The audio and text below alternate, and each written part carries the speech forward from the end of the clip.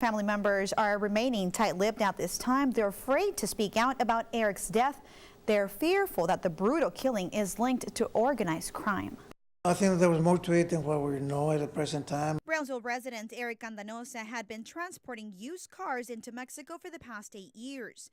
Cameron County Sheriff Omar Lucio says that this year alone, Candanosa had already crossed the border with vehicles at least 13 times. But on Wednesday night, Candanosa and another man were driving a vehicle on a highway just south of Nuevo Progreso. That's where authorities say they were stopped by a group of armed men. Candanosa was beaten to death. The other man, Carlos Vela Moreno, survived. They were really hitting him and kicking him, and so consequently, he said he received the biggest blunt of the instrument that they were using. He claimed that it might have been like a 2x4. Family and friends were too afraid to speak on camera, but they believe this case may be linked to organized crime.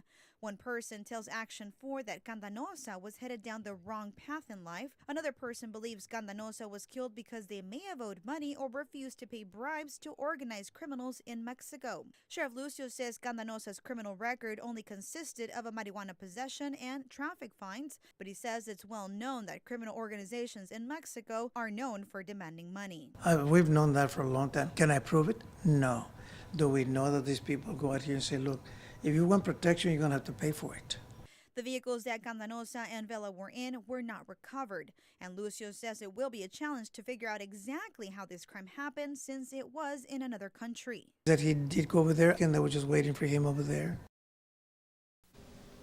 Now, Cameron County investigators have reached out to Mexican authorities for help, but Sheriff Lucio says they're still awaiting a response. In the studio, Daisy Barrera, Action 4 News.